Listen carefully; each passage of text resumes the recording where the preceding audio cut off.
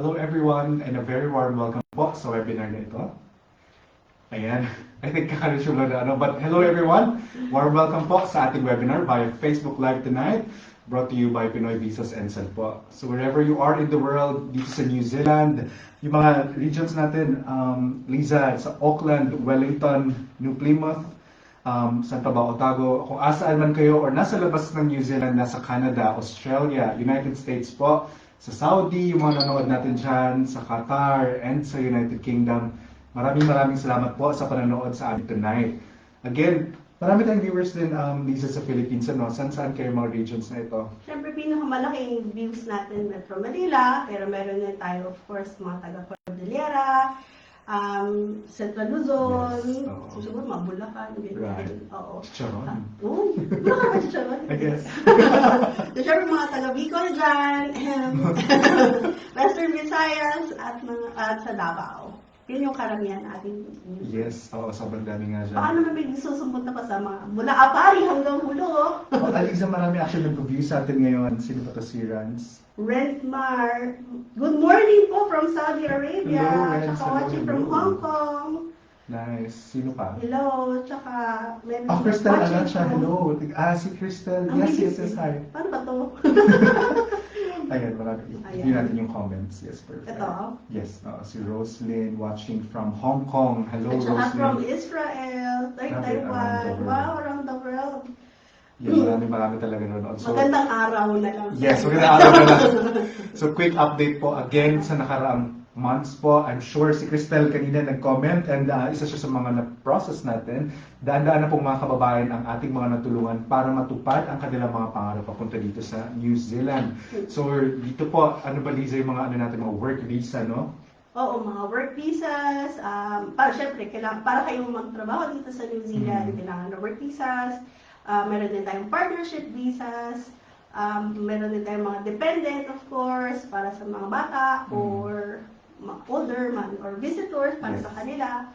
And then, katulad ko, naging PBA student visa ako. Which is yun yung webinar natin last time, di ba? Oo. So, pwede rin yung i-panoorin yung dati namin webinars for more information about it.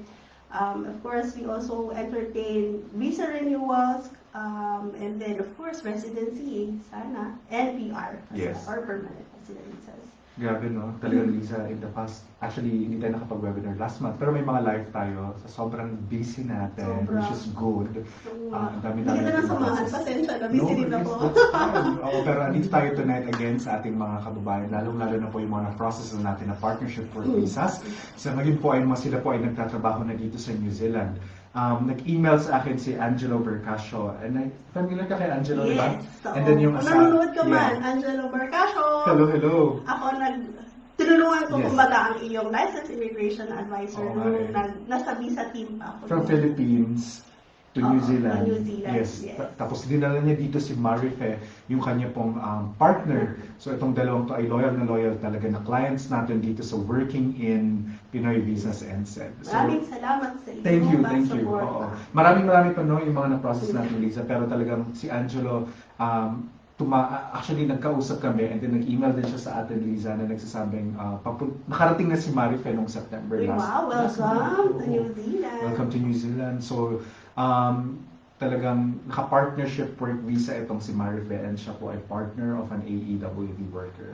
So kung sa ngayon po, kung kayo po ay naka-partnership work visa conditional, pwede po kayo mag-work in any accredited employer. So libo-libo ang accredited employer visa dito sa New Zealand, ano? And majority of them ay naging kliyente natin dito sa working in any occupation basta meeting the median wage, except po kung ang role ninyo is covered by a capped sector agreement and anywhere in New Zealand, which means kahit saang rehiyon pa po dito sa New Zealand.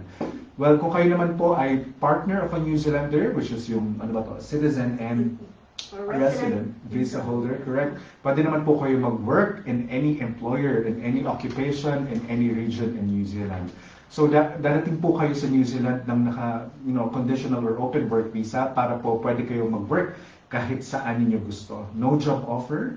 Ano pa bang hindi kailangan dito, Liza? No work experience. No work experience required, Required. as long as, tama ba ako? Ayun, Yes. Oo, as tama long yun. as as long as, kumbaga, meron kayong visa to work here. And yung asawa mo, Liza, di ba, nung dumating ka siya dito. Oo, dahil ako yung Parang principal. yung principal na applicant, siya naman yung partner ko noon at meron siyang open work visa noon. So, di siya nahirapan mag-apply ng work? Hindi naman. Nice.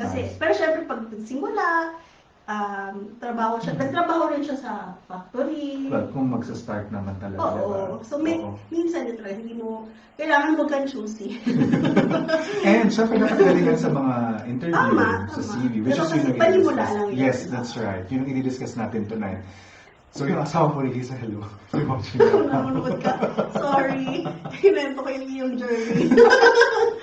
Which is great. Para ma-inspire ang ating mga kababayan talaga. So, hindi po kailangan yan. Sabi ni Lisa, no job offer and work experience. Basta kailangan patunayan ang inyong partnership. Yes. Or relationship. So sana po kayo naman ang susunod na matulungan namin sa inyong New Zealand visas. It's very good to have you again with us tonight po. Ako po si Don, licensed immigration advisor sa Working In Pinoy Visas NZ. And kasama ko po again tonight ang ating napakagandang si Liza. Uy, salamat. Napaka-poging doon. Nagbulahan. Maraming salamat. So, magandang gabi po at magandang araw naman sa mga kababayan natin. Parang buong mundo na hindi ko inakalang magiging sikat ako ata dito. Artista.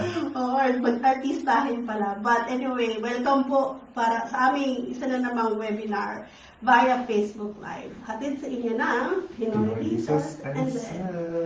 So, tugmang-tugma ang topic natin ngayon, para sa mga partner naka-open work visa holders dito sa New Zealand. So, pag-usapan natin kasama yung syempre mga partnership work visa holders or pwede rin naman din yung mga nasa labas pa ng New Zealand na naghahanap ng trabaho para makapunta dito. So, ang di-discuss natin ngayong gabi ay, kumbaga, job hunting tips. New Zealand style, of course. So, discuss namin briefly kung ano yung difference ng dito sa New Zealand or of course sa Philippines na workplace. Tapos, bigyan din namin kayo ng mga sample na job sites kung saan pwede maghanap ng work. And of course, briefly discuss din namin kung paano ba talaga yung New Zealand style CV or ano ba ang Kiwi style, ika nga. No? Tapos, syempre, paano ka mananalo sa job interviews? Kasi, syempre, hindi lang naman ikaw yung applicant, marami. Pwedeng marami, pwede rin ilan lang, pero syempre, dapat ikaw ang magwawagi. And then, of course, kapag nandito ka na, paano ka magsasettle sa iyong bagong workplace in New Zealand? Yes, that's right. But before we go, ang dami, Jo, hi, busy na naman sa newsroom. Ay, Jo. Busy na tayo ngayon. Nanonood din ang tingin ka niya, si Balong. Oy, si Balong, ay Cardinal. Tsaka, nung huling webinar namin, nagtampo si Virgilio. Ito na, Virgilio. Kasama natin yun dun sa basketball game. Hello dyan, sa ating mga Suki. At saka si William. Nakatabi ko siya sa basketball dun sa break. Kasi pasensya na, hindi ko nakapunta. Sa next game. So, saya-saya I know, sobrang saya. And pinost natin yung video. And Liza talaga namang ang working in ang parent company po ng Pinoy Visas NZ, isa sa mga affiliate partners ng New Zealand Breakers talaga. Yes. So talagang nag-sponsor tayo sa kanila and we're very proud po at namigay sila ng ticket. So maraming salamat po dun sa mga nakasama na natin. So yung next round, marami po tayong dadalhin mga Pilipino. Nasa gold seats tayo. So maganda yung view natin that time. Wow, bongga. Yes. So, kulang lang yung time natin, Liza. So, kami po dito sa Working In, Pinoy Visas NZ, ay handang tumulong po sa inyong lahat. Simulan na natin to. So, Liza, first topic natin is that, ano nga ba yung difference between Philippine and New Zealand workplace? Ako medyo mahaba-haba ito, pero ang number one, marami talagang, kumbaga, yung workplace na culture environments both in the Philippines and New Zealand are very different, no? Dahil sa various factors, syempre, yung cultural, economic, and of course, meron din legal or yung mga employment law natin. So, yung number one difference is siguro work-life Yes. And yung work hours nila, and yung pinaproud nilang sinasabi, work-life balance. Sa New Zealand talaga. No? Although kami gabi-gabi ng trabaho ngayon, pero may work-life balance po kami. Yes. No, party kami after nito. So sa Philippines, ang tendency sa atin ay we work longer hours, no? So minsan, exceed tayo ng 40 hours per week. So ang tinatawagan natin doon ay, oh, thank you. No, pero overtime is very common. No? Sa Philippines, yes. Sa Philippines to ha. So tapos, minsan hindi ka rin makakatanggi na you have to work sometimes over the weekend, tsaka holiday. Naranasan mo ba ito sa Philippines nung nag-work ka noon? Let's not name the employee. Oo nga. Bihira. Bihira kasi nasa magandang employee. Sorry naman. Sorry naman. Pero meron iba, meron kang kilala talaga na parang kailangan nilang magtrabaho. Yeah, or kunyari, pag makikita kayo, kunyari after work, tapos parang, hindi pa ako pwede kasi mag-work. Oo. May mga ganun sa Philippines, Oo, okay, mag-late ako kasi meron akong lakad kasi. Una na kayo. Oo, dito sa New Zealand, they really promote a better work-life balance. So, ang standard work week ay 40 hours. Tapos, may strong emphasis sila sa breaks. So, minsan, pag, nag-break ka na ba? Alam mo mag-break. So, minsan, pipilitin ka pa nilang mag-break. Tapos, pilitin ka nilang mag-file ng vacation mo or ng leave. Tapos, tsaka encourage ka nila na, uwi ka na. Yeah. Para gano'n. So, yun yung maganda rin dito sa New Zealand. That's right, Lisa. So, itong mga hours na to is obviously depende ito sa inyong employment contract, di ba? And then, may mga iba pong benefits dito. Yung may mga statutory na benefits, yung mga leaves. Meron din namang extra, depende po sa employer. Mamaya discuss din ata natin yan. Parang nakalabas ako sa ating sa ating guide. Oo. So anyway, nag-mention ni Don kanina yung mga employment contracts, no? Sa Philippines, ang labor law natin sa Philippines, maraming lusot-lusot. So very complex, and I guess, tapos pwedeng mag-change, no? Minsan, basta-basta. Tapos yung termination, pwede na lang ikaw ma-terminate ng basta-basta, na bukas, or so, dito naman sa New Zealand, very strong ang employment laws. Hindi ka nila basta-basta pwedeng i-terminate. So, meron silang standard procedure, and then kung hindi nila finalo yun, pwede kang, mag-file. Saan sila magpupunta? Well, if that's the case po, pwede natin pumunta sila sa Employment New Zealand o sa ERA, Employment Relations Authority. Pero yun nga, napakaganda nga, Liza, ng employment law dito. And very straightforward naman. Yes. Protected both yung employee or employers, and syempre po, kung meron kayong visa or meron kayong, may hawak kayong visa, ano din kayo ng immigration law. So, yun ang kagandahan dito sa New Zealand. So, ano pang susunod? Work-life culture. Right. Ang Philippines, work-life culture sa Philippines ay usually hierarchy. Matataas. So, meron din strong, emphasis on respect of authority. Ma'am, sir. Ayan. Uso yan syempre, o kaya ate, opo. Yes. So, tsaka yung loyalty din sa Philippines is highly valued. Dito naman sa New Zealand, very equal, meron equal opportunities ang offer ng mga New Zealand companies. So ako, I don't have to call Don as Sir Don. And Mama. Oo, pero syempre minsan, we understand na nakaugalian na natin, but of course, hindi kailangan yun dito. Sometimes nga, yung mga iba nating colleague or co-worker na, Kiwi, medyo parang we don't have to call them, kumbaga. That's right. Kumbaga, sa Philippines is yung respect is based on authority. Dito naman sa New Zealand is kung may competitive ka, nag-work, nag-ano ka talaga. Performer ka, or bilib ka. Bibo-bibo. Bibo. So, yun yung respect. So, mga questions tayo ngayon. So, Sarah, paano mag-apply ng Disney Princess? Yes. Disney Princess? Gusto ko rin yun. Pero ang dami natin actually questions na alam mo yung paano mag-apply. Hindi namin masasagot, I guess, isa-isa ito, no? Pero hopefully, nagkaroon din kayo ng idea kung makinig kayo dito sa aming webinar. That's right. Kasi meron din mga tips pa sa susunod. Paano daw yung mga welder fabricator and pipe fitter? Yung husband niya, may age limit po ba? So, pag gusto niyo po, sa work visa po, walang age limit to apply for a visa. Wala po, hindi po dito ano na limit niya. So, anyway, wala tayo kasi because of the comments, pero Oo. magandang ano yung Liza, no, yung advice mo. Siguro, one last, ano pa yung mga magandang i-discuss natin? Siguro, Diversity. benefits. Benefits, sa yes. akin. Oo, maganda yung benefits na. Benefits Yeah, and leave. leaves. Maganda yung Oo. i-discuss. Kasi naalala ko yung nag-maternity leave ako sa Philippines, ilan lang yung leave ko, di ba? Pero dito sa New Zealand, ang maternity leave, for example lang to ha, so actually, yung New Zealand employers, common naman yun na bayad ka na Yes. holiday, pero at saka sick days. Pero yung mga parental leave and other benefits, meron din mga bereavement, Wow. may support din, di ba? Yes. So, kahit yung bereavement nga, kahit friend, di ba? Yeah. So, provided yun under the law. Mm-mm. Oo. So, sa Philippines naman, yung entitlement sa Philippines, minsan, iba-iba. Mm-mm. So, they don't follow, kumbaga, sa may Philippine labor law. Right, yeah. Oo. That's true. Tsaka yung sa leave din, ano, kumbaga, again, may statutory leave. Meron din naman yung parang based sa company mo.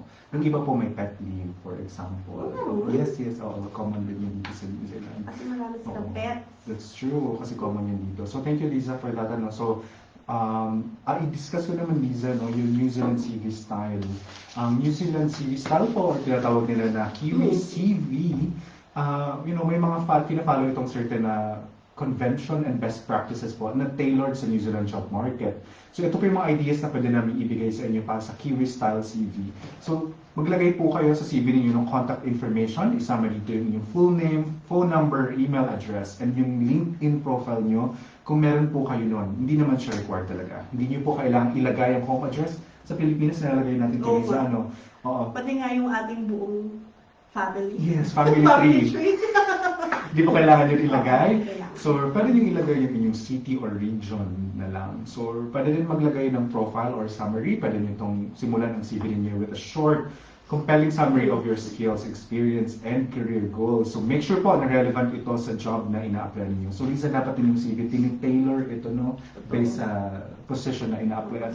From experience, ganun Yeah. talaga. So, Oo. minsan ang dami mong job roles. Yeah. Pero if you're applying for a specific role, hindi mo na kailangan kumbaga That's ilagay right. yung other. Correct.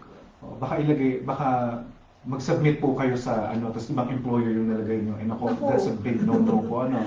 Well, work experience, pwede nyo din pong i-list ang work experience nyo in reverse chronological order, starting with your most recent job po. So, pwede nyo include ang mga following for each position. Yung job title ninyo, yung company name and location, employment dates, yung duration, month and year, yung key responsibilities and achievements ninyo. So, make sure po na bullet points ang gagamitin ninyo, hindi yung lengthy paragraph, please, para Oo. easy to read ito. Yes.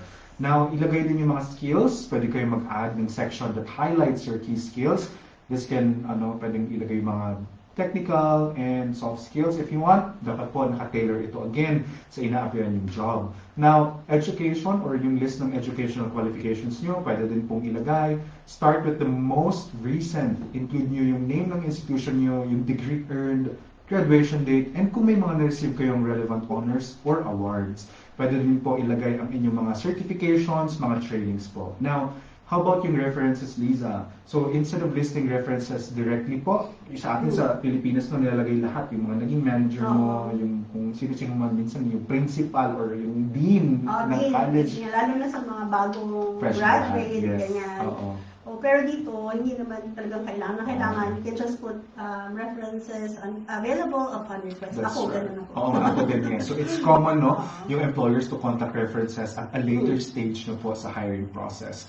So pwede nyo din ilagay yung achievements and awards ninyo kung may na-receive kayong any significant awards, honors, or achievements na relevant sa trabaho ninyo, Oo. then you can include Huwag nyo it. nalagay yung mga loyalty awards sa school. Or best in PE. Best in uniform. Pero syempre, just make sure that relevant kahit papaano. Basta lahat relevant sa CV. That's right. And pwede din ilagay, sometimes, optional ito, yung mga hobbies and interests nyo. Pag nilagay nyo po, ito, kunyari, may brief section kayo about your hobbies and interests. matutulungan po nito na ipakita sa potential employer ninyo ang personality and provide potential conversation topics during the interview. Pero wag naman siguro pahabain, Liza, na sobrang haba na. Oo. Dapat Short, very concise. short and Correct. concise. Oo. Ang daming viewers natin, Liza, ngayon. We have 98 comments so far. Hello po sa inyo lahat. Shout out Edison, Encarnacion, and Hello. Sebas, no? Yes, and then si Oo. paano po magpa-assist sa Ang student visa. visa. So, meron po tayong contact us form, nakalagay po doon. Korean Korean name kasi hindi ko masyadong maano, pero Oo. pinupost po namin yung link ng aming contact us form. So, sasagutan niyo lang po ang inyong mga information, tsaka yung ano yung visa na gusto niyo. For example, student visa. Feel free po na ilagay doon, mag-iwan ng mga information niyo, and if matutulungan namin kayo, then we will contact you. William Ray, happy Thursday po, Sir Don and Ma'am Liza. Ang napakagaling na immigration advisor na pinag-visa sa dito sa New Zealand. Hello po. Uy, napakagaling talaga. Salamat naman. And Di so, ba Liza, advisor? ikaw next. Sorry, one last Okay, tip. sorry na. Pwede din po, please, dapat plain language lang ang ilagay. Make sure na yung CV ninyo is clear, concise, ang language na gagamitin niyo, of course. Saka avoid yung mga acronym kasi hindi nila alam. Or yung automatic overly yun. technical terms. Yeah. Siguro, wag na rin yun. Yeah. So, formatting, medyo ano ako sa formatting, dapat maganda ang format natin. And mga spelling, please, hindi kailangan maglagay ng photos and information. Yun yung ano natin. Yung mga height, yung mga weight, yung mga religion, yun na kailangan yun. Vital statistics, hindi po kailangan yun. So Lisa, saan naman sila pwedeng mag-apply? Ano yung mga job sites, portal na pwede nilang puntahan? Ako, palagi ako Seek, actually, sa seek.co.nz. Yeah. Oo, yun yung one of the largest and most popular job search websites Yeah. dito sa New Zealand. Ano pa ba? Trade Me, Oo, well-known siya na online job Diyan din ako nag-add to cart minsan. Yeah, pwede din yun. Sa Trade Me, pero may corner Pero sila din, for that's Trade it. Me jobs. Tama. Yeah. So, pwede din yun yung applyan. Saan pa kay Liza? Ano ba to? LinkedIn, di ba kung kunyari, if you're a professional or ano, pwede din sa LinkedIn. Kasama ko sa LinkedIn siya. Yes, oo. May tinatawag din na work and income. New Zealand. O yan, government, ano yan? Website. Yan may government Yes. service ng New Zealand. So, meron din silang mga available work doon. Yes. My job space, isa din yun. No? So marami talaga. Well, dito naman po sa Pinoy Visas and said, kung meron po kaming available na trabaho po, for example, we're looking for workers po outside New Zealand, kung asan man kayo sa Saudi, sa Qatar, or minsan naman po, ito nga, mag-aano tayo ng mga New Zealanders, mga Kiwi na, New Zealand resident visa holders or New Zealand citizen na Pinoy po, maaari po mag-search, ano po kami ng trabaho, mag-advertise dito. So, abangan po ang mga posts namin dito sa Pinoy Visas and Said. Yeah. Now, Liza, I understand na sobrang galing mo daw sa job interview. So, paano ka... Serious yan. Hindi, I'm sure, totoo yun, Liza. I'm very certain na sobrang galing mo at na-ace mo yung job interview. So, paano mo nga ba yun? Iwan na sila doon. Hindi, pero ang number one siguro, syempre, research the company. So, I guess from my experience din, may mga na-attend ako na interview na wala rin akong idea. So, it will show talaga if you don't know anything about the company and of course, yung mission nila, values, products or services. So, parang do research the company before going and attending the interview. And syempre, kadikit nun ay job description. Kailangan alam mo rin ano ba yung tatrabahuhin mo doon na in-apply. Alam ko, minsan may hirap mag-apply. So, baka mamaya apply. But make sure that your job description and yung job opening na pinag-interview mo is aligned. Dapat. Oo, yeah, alam mo yan. Oo. Tapos, syempre, prepare your answers. Minsan ikaw ba, kinukusap mo rin sarili mo? Paano ka nagpe-prepare? Like, minsan, parang, well, alam mo, parang may nag-research ako before yung STAR method, pwede nyo din yung i-search. Or minsan, wag naman yung super scripted na. Oo nga. Kasi baka... Robot. baka sabihin ng employer yung ano to robot. Pero yeah, you can prepare your answers, diba? So, may mga common interview questions naman, Liza, na pwede nyo i-prepare yung mga sagot ninyo. So, for example, magtatanong sila about your background, yung strength nyo, yung weaknesses nyo. Kasi yung mga usual. questions. That's right. Ano pa ba dito, Liza? Work experience, diba? Oo. So, practice mo na. Alam mo na yun dapat, diba? Oo. Yung mga... I do like this, I do like that, I teamwork, like this. conflict resolution and challenges. So isa yun sa mga tinatanong nila po. Liza, ano kaya yung ibig sabihin ng, meron kaya yung behavioral interview questions?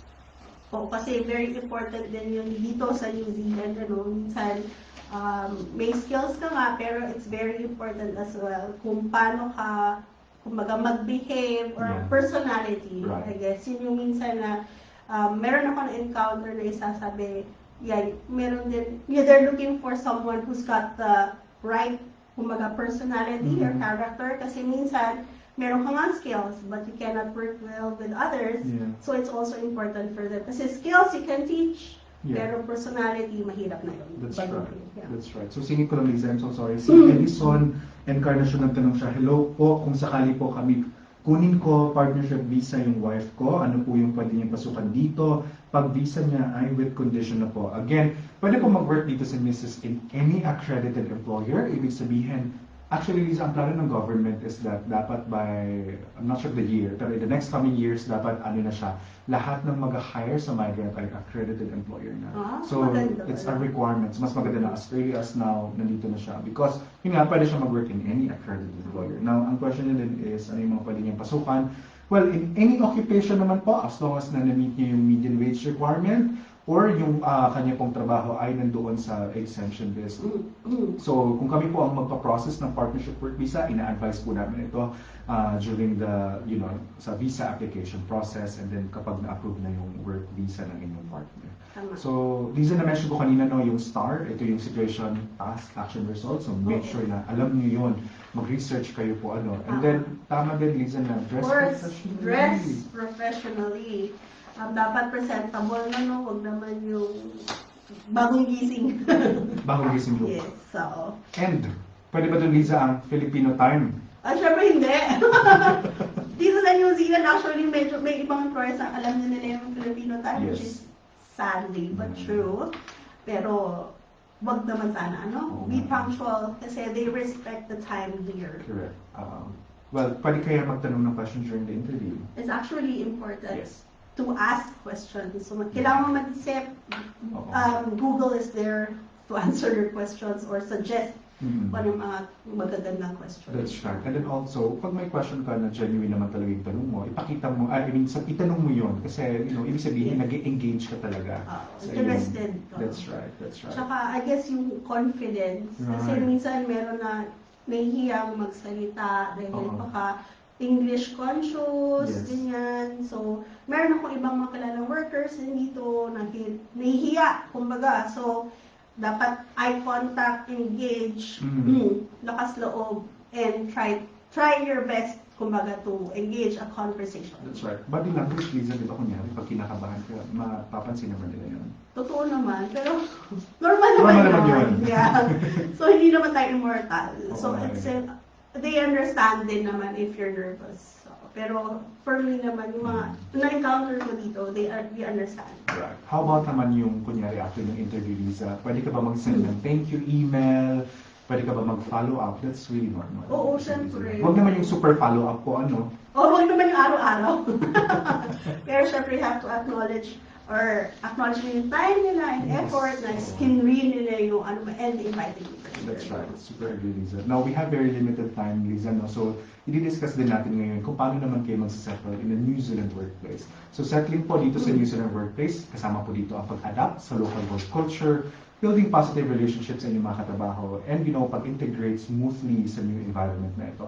I understand, dapat in-invite pala natin dito si Lenny, kasi si Lenny, ang kasamahan namin dito sa Pinoy Visas and SED, so working in partnership work visa siya, di ba? Tama. And then, ngayon, nagkatrabaho siya agad dito sa working in. Sobrang, alam ko nanonood siya. Hello, Lenny. Hi, Lenny. Special mention ka. Special mention. So, talagang, ngayon, kasi syempre, kakastart niya pa lang po. So, talagang nag-adjust siya. It's very normal. Pero, si Lenny nga sabi sa atin, talagang nagpa-familiarize siya sa sarili niya about sa workplace culture. So, dito sa New Zealand Visa, we all know na ang workplace dito, talagang friendly and inclusive naman talaga yung culture dito. Totoo yun. Especially sa atin. Yes, that's right. Magandang employer, syempre. Yes. Take time to understand the norms, yung values and expectations po ng specific workplace niyo. Gusto din ng mga Kiwi, mag-build kayo ng relationship. So, Kiwi values po, kasama dito yung teamwork and collaboration. Make sure na meron nagpapakita kayo ng effort sa inyong mga katrabaho professionally and personally.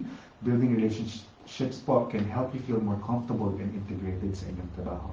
Huwag malate, punctuality. Tama. Ulit-ulit, huwag Filipino time. Nasa New Zealand tayo, so New Zealand time dapat. O, paano yun? Arrive at On work. time, yes. And meetings on time. Dapat on time tayo dyan. Gaya ng on time tayo ngayon sa webinar. Pero, mabilis ng oras, grabe. Bilis Oh, yung grabe sa tayo na pala. Okay. Oo, I know. So, konting-konting ano na lang po, give us more time. So, professionalism, dapat po ma-maintain nyo ang high level of professionalism sa inyong interactions with your colleagues, superiors, mga managers nyo, or kung client-facing kayo, sa inyong mga clients as well. So, dapat po, open din yung communication ninyo. And ang New Zealand po talagang malaki ang respeto sa diversity. So, New Zealand is a culturally diverse country, as we all know. Lahat tayo, migrants tayo dito. Yung mga sa Pinoy Visa dyan nanonood, I'm sure lahat tayo migrants. Ano ba pag Kami sinabi din. bang diverse? Ano Yeah. ba ang ibig sabihin pag diverse? Yes, so hindi lang kumbaga sa isang workplace, puro New Zealanders, puro Kiwi, puro, for example, may mga Asians katulad natin, Filipinos, meron din mga sa Canada, for Meron example. din LGBT. Yes, that's community. right. Oo, kasama din yan syempre sa diversity. So talagang ipakita ang respect nyo sa mga tao na nanggagaling sa different backgrounds Yes. and maging open po to learning about and appreciating their cultures and perspectives. Kasama din po dun yung LGBT. Work and life balance, mag-strive po tayo na mag-maintain ng healthy work-life balance. Ang Kiwis talaga binavalue nila yung personal time and are supportive sa kanilang employees to do the same. Kanina, shared lunch tayo. Oo, tama. Ang saya-saya kasi may mga, hindi lang Filipino food, may Indian food. Oo, from different cultures. Tsaka, overtime na tayo. Yes. Pero yung work-life balance, sarado na yung mga mall dito ng maaga. Kasi gusto nila ng Kasi gusto nila ng work. Yeah. Even if you're in the hotel industry, Yeah. ano ba yun? Hospitality. Hospitality or sa mall, Mm. sa Philippines, sila ang trabaho minsan alas 12. Dito may certain days Oo. na late sila or late yung open naman yung ibang shops like yung mga bar or kung ano-ano man dito. So talagang work and life balance tayo. Important to. Totoo. Health and safety. Please mag-adhere po tayo sa health and safety regulations sa workplace ninyo. Ang New Zealand po ay merong strong emphasis sa health and safety, pati po sa well-being. So yung mga partner employers po natin as, kumbaga, ini-invite ang Pinoy Visas and Working In na mag-run ng well-being meetings. No? So Liza, pupunta tayo sa different regions. Abangan niyo po kami. And then, pumunta ka actually last time. Oo nga. Saan nga ito? Sa Dunedin. Dunedin. Sa Christchurch. Para Hello, baka may mga nanonood dyan. Yes. Hello. Oo. So, ini-invite kami para mag-talk sa, well-being, para i-check ang ating mga kababayan. So, napakaganda. Isa yan sa example na yung mga employer is very, kumbaga, Nag-care talaga. oo. So, engaging din sa workers, hindi porket empleyado ka na. That's right. So, siguro ang last na natin yung advice natin, Lisa, is that syempre mag-socialize din outside work. So, consider joining social events or activities outside of your workplace po to further integrate into the local community and para din mag-establish ng deeper connection sa mga kasamahan. Hindi porket, misa Filipino lang. So, try to engage. That's true. Siyempre, dito sa New Zealand, expand mo yung family mo, hindi lang sa Philippines. Yeah, yung community mo, talagang part yan ng pag-integrate mo. Hindi lang sa workplace, but sa New Zealand, sa community mo dito. Siguro last na, Lisa, know your rights and responsibilities po. Dapat ma-familiarize yung inyong mga sarili sa inyong mga rights and responsibilities. Hello! Very trusted. Thank you so much sa At saka yung, yung partner ni Lenny, di ba? Yes, Partner ng working in, yung employer yung niya. employer. Pero at saka tayo ang nag-process ng asawa niya noong 2017. Correct me if I'm wrong, Len. 2016 actually. Talagang marami na talaga tayo natulungan. Yes, 2016, nag-renew ng visa, si Rogelio, hello. Nag-renew ng visa hanggang nag-qualify for resident. And ngayon, si Lenny na yung sinuportahan niya at nandito na, nag-work na kasama natin. So maraming salamat and hopefully Liza, hindi lang sila ang matulungan natin pero sana marami pang iba po. So, well, speaking of that, before tayo mag-end, ang Pinoy Visas Ensign po is kumbaga affiliate kami ng Working In Contracting. So ang Working In po ay ang aming parent company and kasamahan po natin yung Working In Contracting. Ilan na yung ating workers dito, Liza? Feeling ko nasa 130 na. I lost count. Pero Sobrang kasi, dami. every week maraming kaming mga workers na sumasali sa contracting. Yeah. Kasi sa ngayon, nasa contracting team pa ako. Yes, nililipat So ka. mga 130 workers. I think, Yeah. from top of my head, mga 130 workers na ang contracting team. Wow. Pero ang target nila will really expand Yeah. by the end of this year, Right. syempre next year. Yeah. Tutuloy-tuloy. Yes. So maganda din dito, Liza, is because connected tayo sa iba't ibang employers na maaari po namin kayong i-place. Tama. So, and again, minention natin yung diversity, Liza. Talagang inaano natin yung diversity sa ating Very important, yes. Very Oo. important po yan. Well, abangan niyo po kapag meron po kami mga job openings na pwede namin kayo matulungan through working in contracting. Ipopost po natin yan dito sa Pinoy Visas and Said. Lalo na po doon sa mga ating mga New Zealand residents or citizen na ng mga Pinoy. Siguro yung mga nakinabang ng 2021 Army. Yes. Oo. Ako isa ko doon.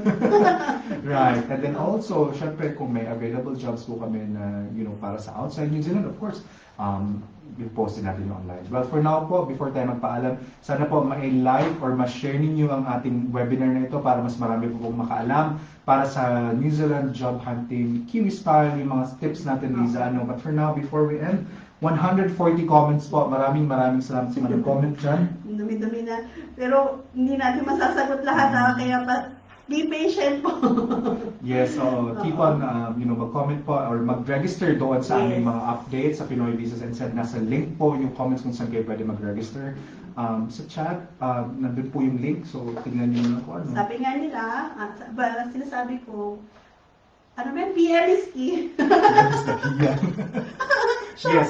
Oo. But again, syempre po, meron tayong proper na, Yes, kung gusto nyo totoo. maka-receive talaga. Yan po, nag-post dyan si Patrick sa Pinoy Visas and Said, please send us your query online. Dyan nyo po ilalagay para po makater namin kayo at makuha namin ang information nyo para alam namin yung isasagot namin sa inyo.